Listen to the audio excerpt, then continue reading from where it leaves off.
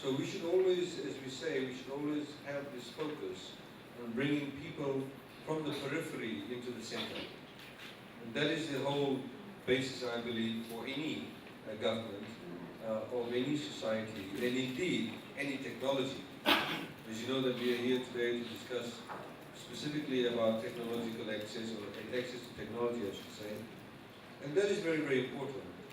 One of the ways that we have tried to contribute, obviously, is very critical, for example, in Fiji, to give access to internet access.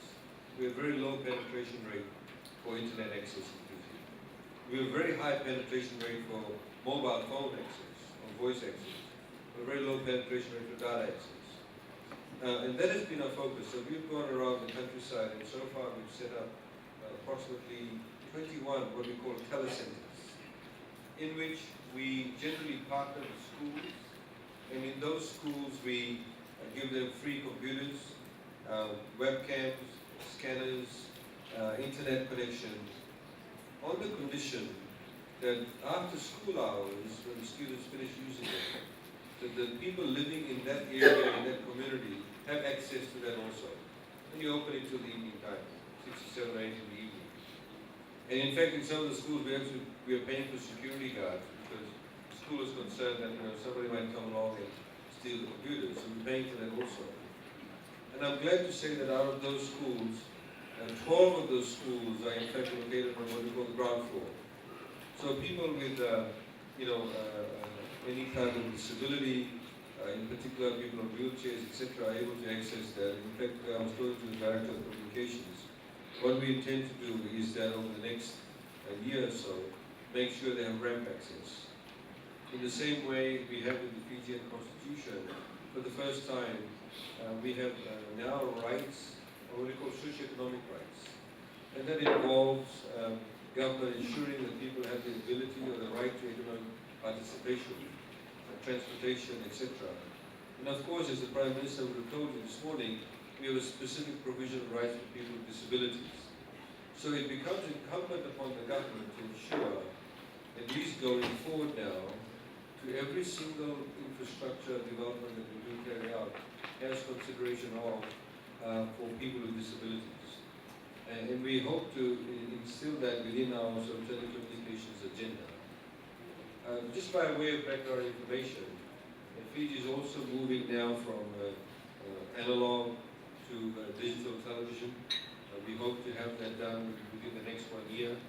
We are now going through the testing phase. So I think one of the issues regarding technology, people have said to me that technology is a big game changer, and access to technology is a great equalizer. But I think that technology, if not given to everybody, is a great disequalizer.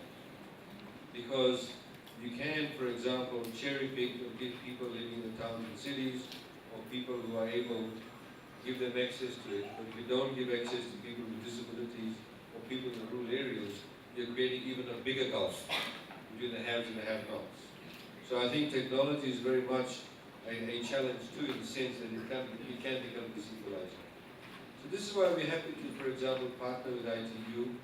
A number of forums have been held in Fiji, not specifically pertaining to technology and people with disabilities, but I think this is one of the first that we can, and it is, as the CEO highlighted, a new partnership. It is something that I think ITU itself is going to, grips with, and wants to obviously advance the area. And we of course want to work with ITU. We take a lot of our guidance from ITU. And I think Fiji, as far as Fiji is concerned, we have the philosophical, the political, and administrative commitment to ensuring that people with disabilities have the same level of access as people who don't have disabilities. And that we want to be able to ensure that people do not get further marginalized. Yes, we are looking to ITU and also the Honorable Minister in ensuring that it's really a level playing field for all. Go to the next slide. Particularly with captions and having access to Hello from